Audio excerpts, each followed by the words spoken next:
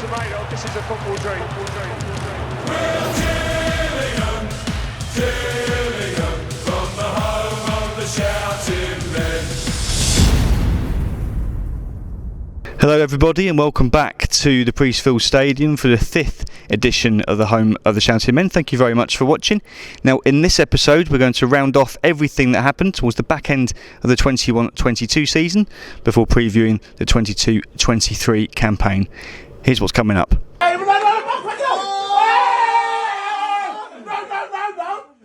Replay. It bounced back out. Get the bar out. Once they've all gone in, that's it. No, but it's got to stay in, no? Once it's over, it's over.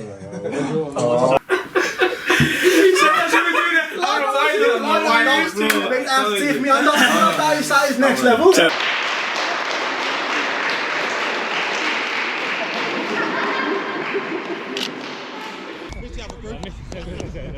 They're just jealous of the hair, bro. Really, a lot of these players, their first ever game was coming to Gillingham, and you know we've now got Gillingham fans for life off the back of it, and I think that's really good.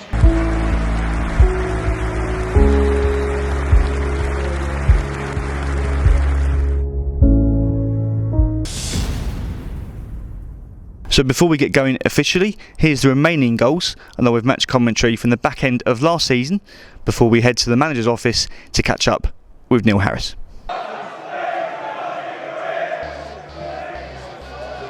Headed away towards the edge of the box, Ben Reeves nods it back, Mackenzie jumps and flicks it on, and Oliver might get there for Gillingham. Flag stays down, and the travelling support go wild at the far end because their top scorer of the day, Oliver, has toe-poked Gillingham in front. 14 gone, Cheltenham 0, Gillingham 1.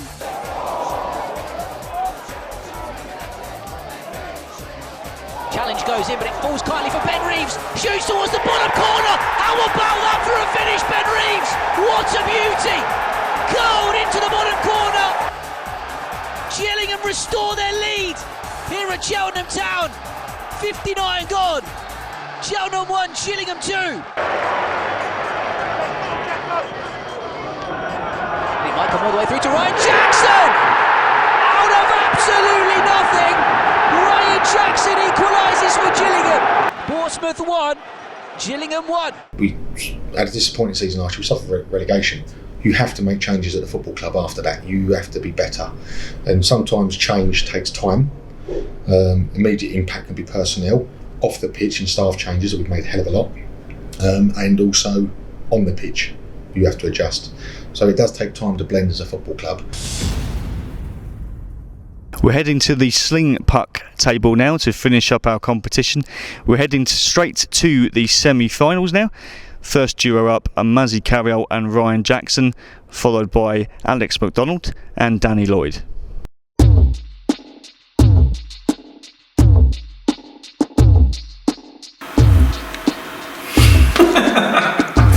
Okay, so place in the final, and Danny Lloyd's joined us to watch Ryan Jackson, Mustafa Carriel.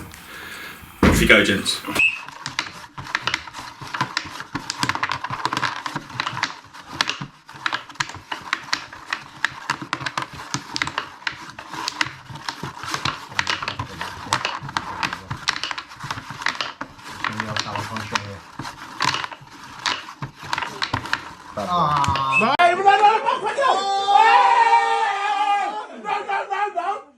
Replay.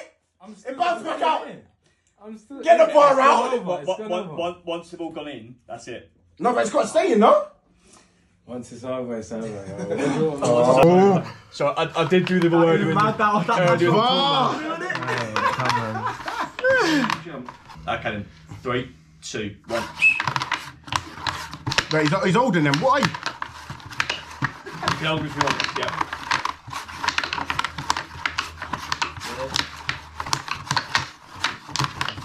The standard's fantastic. It really is.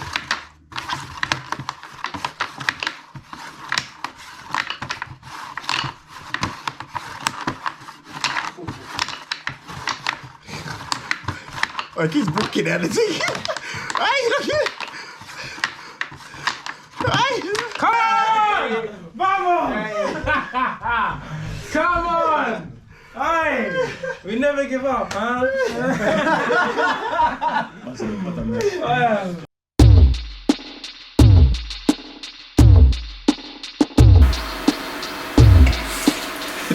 Right, for the honour of playing Ryan Jackson in the final, Danny Lloyd, Alex McDonald.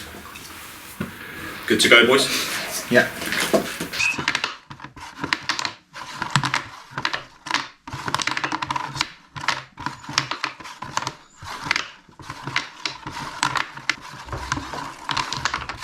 Oh no. 20 seconds to go, Jen.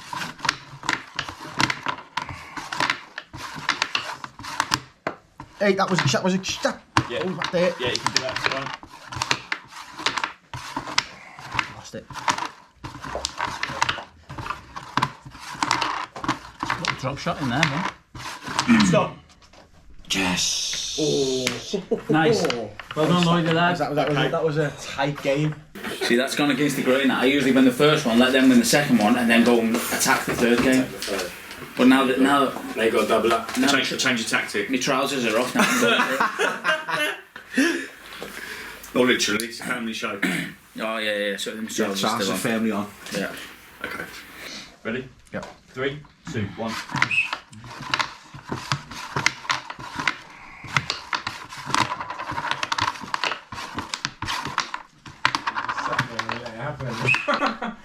Well done, Lloyd. Know exactly what's coming up here. All the best with Jacko. He's got 2 hands, inshallah. Well done. Thank you, Macca.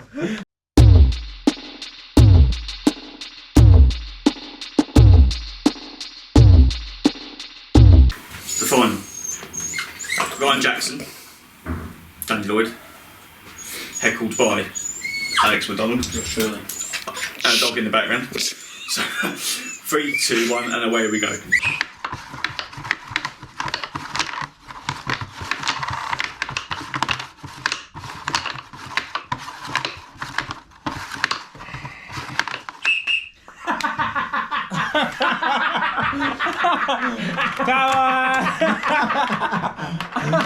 Too easy. He's wiping the floor. 3, 2, 1. 100%. Oh, that was for as well.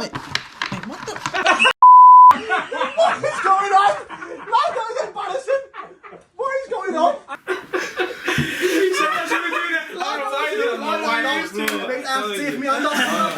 Next level. Well, Sling Puck champion 2022 and magnificent trophy, I think you'll agree.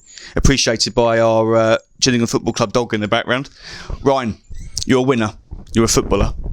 This must be up there with your all-time achievements in the game. Just talk us through. This is definitely up there. You know, I've played Man United Carabao Cup, promotion to the League Two, playoff semi-final League Two. But yeah, no, this is definitely up there.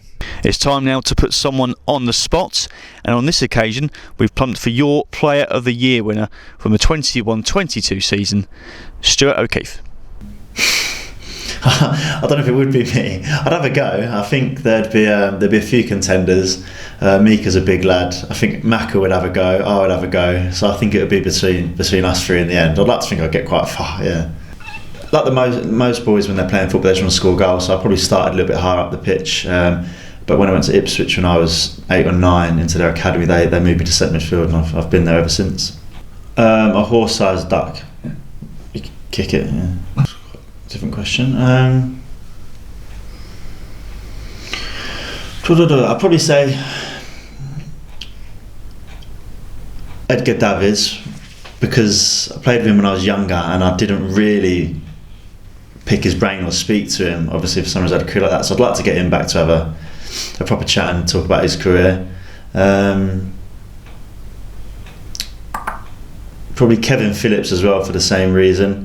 Who had obviously a great career, and then I'd pick probably one of my most closest mates, probably Matt Connolly was at Cardiff with me. I'd probably pick him. What's it for toes? You can hide them then. You can just trainers. Yeah. Who was your footballing idol growing up? It was Dennis Bergkamp. Well, I used to go and watch Arsenal quite a lot in the late 90s, early 2000s. So Bergkamp was my idol growing up. I wanted to be him. Yeah. So Arsenal fan from young age? Big Arsenal fan. Okay. I'll bring Wilfried Zaha because I think he would score about 40 goals. Do you speak to him when he? I spoke to him the other night. Yeah. So wished him all the best and whatever. Yeah. Know him well. He was probably in the youth team when you were there. No. Played. Yeah, we played the year we got promoted. Obviously, the playoff final. The year in the Prem, then we sold him to United. Then he come back, and I was still there. Right. So yeah, played quite a lot of him. Best player I've played with, I'd say there's a couple. Wilfried Zaha obviously would have to be up there, but Peter Whitnam as well. Obviously was a close mate of mine. Sadly not with us anymore, but he was a fantastic footballer at Cardiff. Just pleasure to watch, pleasure to play with. And against was Luis Suarez when I played against Liverpool for Palace. He was just different level. Peter Whittingham, was a big loss. Yeah, big loss. Yeah, good friend of yours. Yeah, real good friend, great guy, great family guy, and yeah, it's just tragic really. But fantastic player. That's a tough one, to be honest, because we've got quite a good new group and not many people have been on it. But I'll say Max Hanger. Mikael Mandron. Bailey Akehurst. I'll probably say Bailey as well, one of the young boys. Yeah.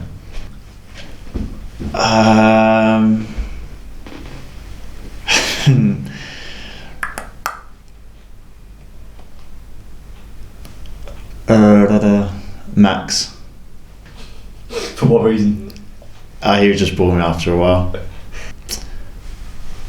Scott Kashka. There's a few. Macca's up there. So Alex McDonald. We're going to switch attention now to our youth team, who did very, very well last season, finishing second in the Merit League behind Plymouth Argyle. Before we see some of their goals from the Merit League, we're going to have a quick word with their coach, Mark Moss. I know you like to win. We got into the Merit League and went unbeaten. But I had to settle for second, which I know frustrated you. But to go a league campaign unbeaten, I guess there wasn't many negatives you could pick out of it. Yeah, the Merit League is 9 games, and it's 9 tough games. It's the top part of our league against the top part of the Southwest. So, it's tough. Competition gets tougher, and it was nice that we were able to kind of blood some of the under 16s. So that's exciting and that's really good. In terms of the performances, obviously I think we won 6 and drew 3, which you look at certainly 2 of the draws. We really should have picked up 3 points. So slightly disappointed to only finish second, but I think it's good learning. It's good learning for the players, and hopefully the group this year will be able to turn some of those. We'll manage certain situations and games better, and they'll be able to pick up the 3 points instead of just 1.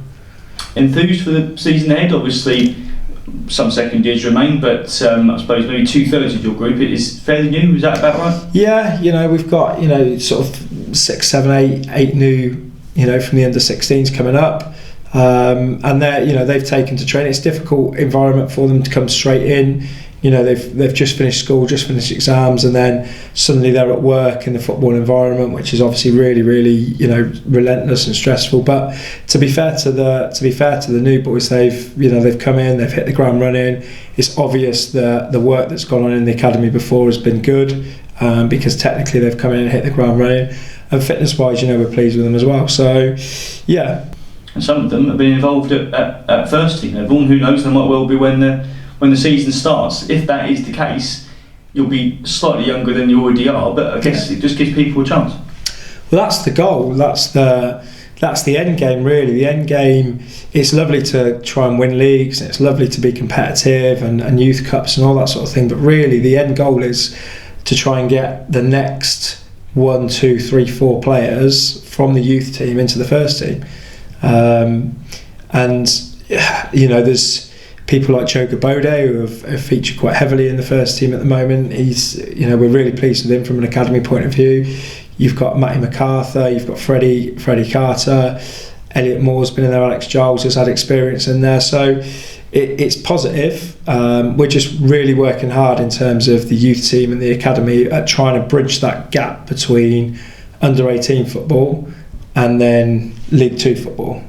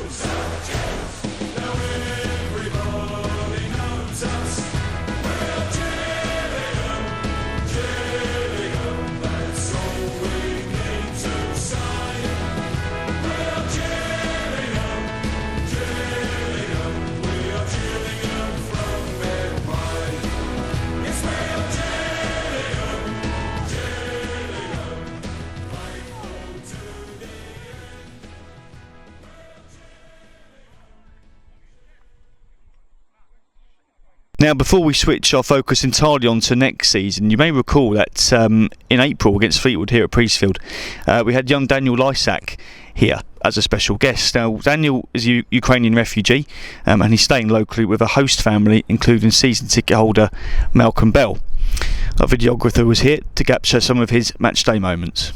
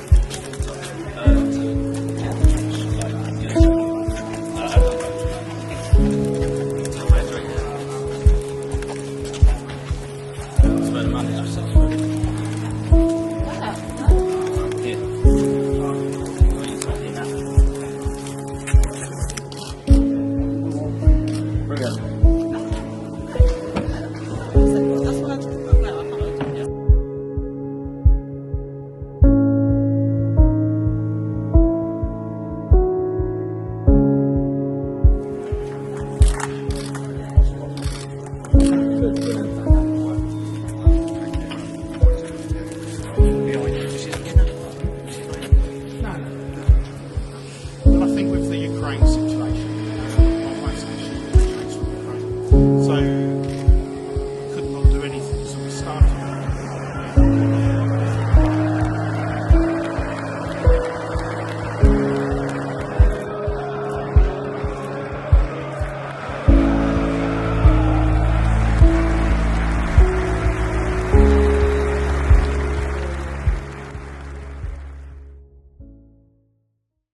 We hope Daniel and his host family had a fantastic time with us here at Mems Priestfield Stadium, and we were delighted to see him again at Folkestone Victor during pre-season. He was a special guest of Neil Cugley and his team at Folkestone.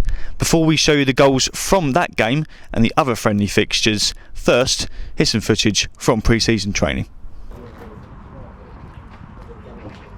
3.9. What was that? What's the last name? It should be on that. Yeah, just like 600.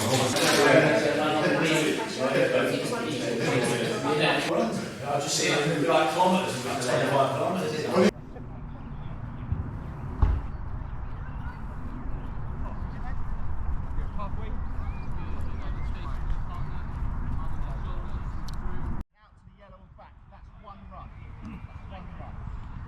After that one run, once you cross the white line, you get 60 seconds off. Your staff member is going to be making sure that that's an accurate resting period. He'll give you a 10-second lead in, and then he'll set you off again. You're going to do 6 of these in total. Okay, so any questions on the style of run? The management of the run, I'm only working with Ollie. That's my player. Don't worry about anybody else. Don't worry about any other player on the staff. You're running against the clock. It's in your staff member's hand. That's all you need to know. One rule. If you miss the line, the first one will give you 1 break. If you miss it a second time, Gaffer and Livers put a hand up, and we'll add 1 second onto your time. That's your forfeit. It's as simple as that. Any questions on the run? You might see, obviously, boys are going to be crossing the lines at different times, depending on how quick, how fit they are. So boys are going to be set off at different times. Again, don't worry about that. If you see the lad next to you, set off before you, staff members got you, make sure that you're going at your time. Right, don't finish early. Don't finish early. Good. Last one up to the top. Last one up to the top. Good.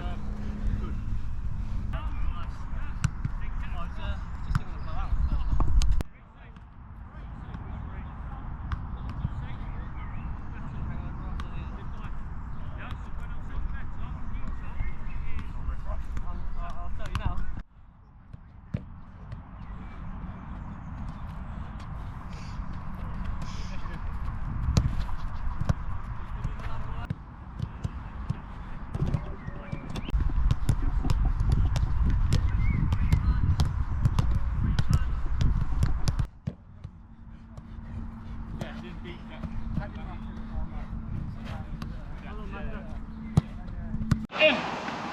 Good, come on, shot, good boy. Yep, come on. Good, let's go, let's go. Good, last one, Jake. Good, fantastic. Good, get that drive out your legs.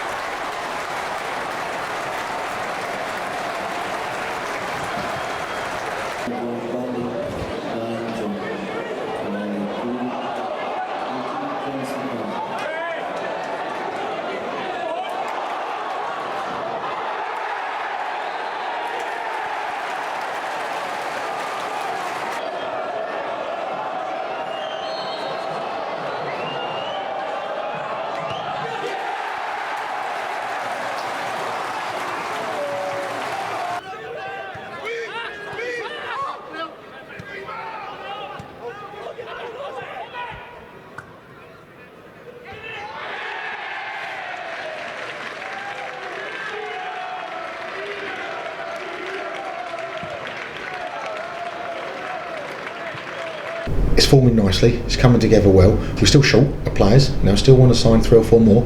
It's important to get through. Again, want a mix of a little bit more experience and 1 or 2 younger lads as well that bring energy to the group. But it's just getting the blend right now, and I'm delighted with what we've done so far. There's definitely a buzz about the place. There's a freshness about it, impetus to us. Training ground's looking good. So we were excited. Now, as per every episode of Home of the Shouting Men, I'm sure you would have noticed, we have a community visit with our ever popular mascots, Tommy and Tammy. However, on this occasion, we have 2 separate visits as part of our grassroots initiative scheme. So at the back end of June, 2 in 2 days, one was at Rainham 84 with their awards presentation, and 24 hours later, for a similar event, we headed to Medway United. Here's what happened.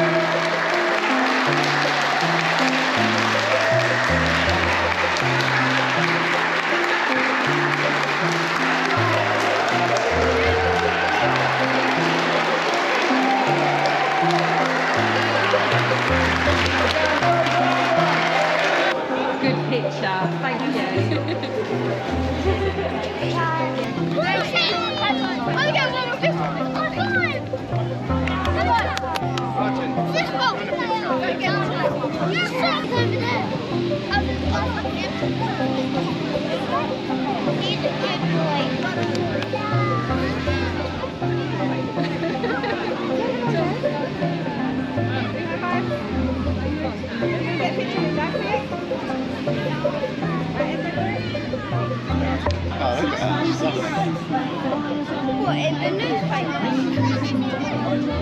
It's going to take a jacket. Do you want to have pictures?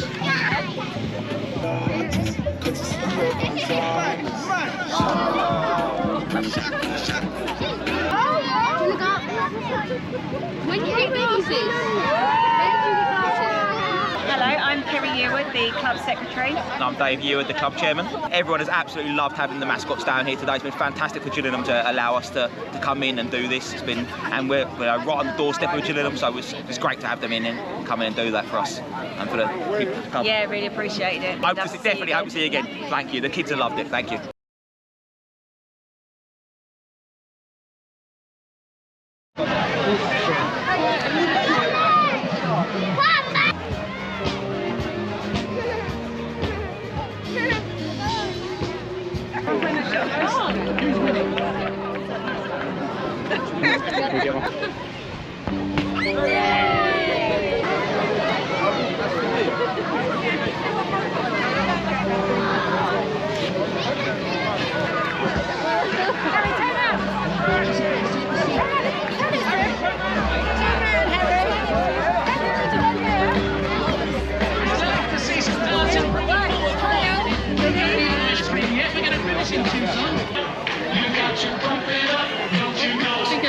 My name's Mark Davis of Medway United Football Club. Started in 2014 with a handful of players going to what we see today with over 500 players all the way from 3-year-olds to adults. Being part of the community is important to us for days like this, and we rely on local companies and things like that to really help us out. And we'd just like to say thank you to Gillingham for all the help that they've given us over the last few years. Whether that be getting us down to the club, for tours or for tickets and things like that. It really, a lot of these players, their first ever game was coming to Gillingham, and we've now got Gillingham fans for life off the back of it, and I think that's really good.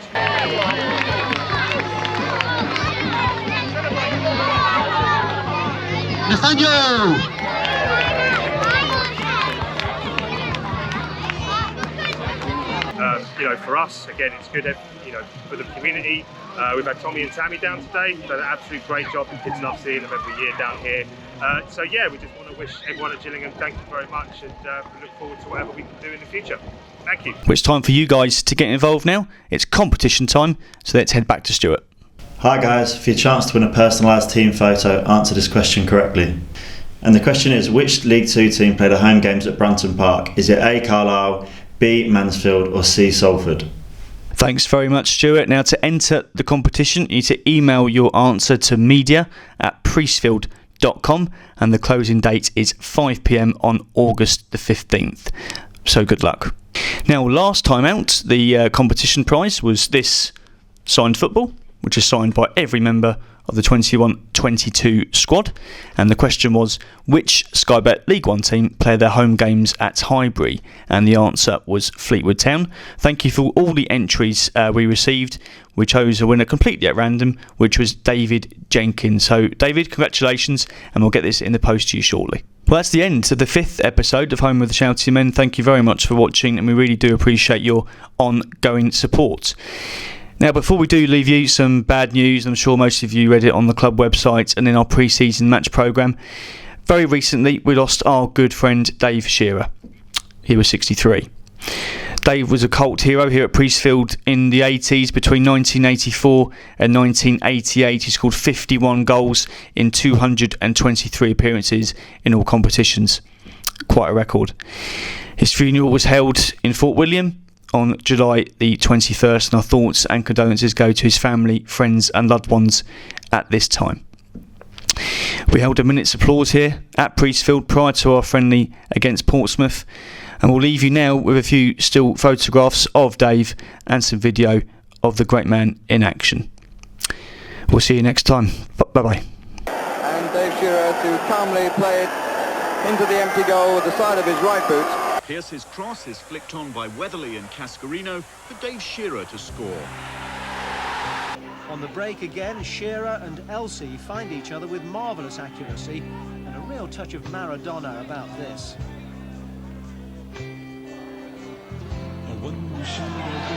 David Smith to provide the last 2 goals, and Shearer possibly did even better. The game was over.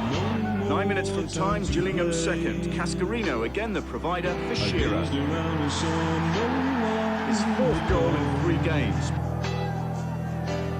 The Jews were still singing this song.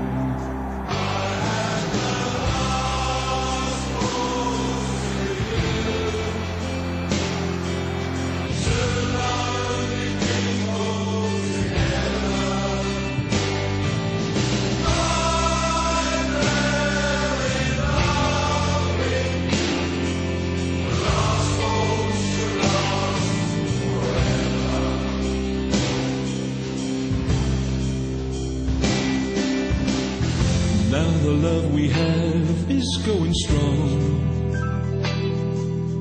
Through the good and bad we come along. Up or down, along for the ride. We wear the shirt and sing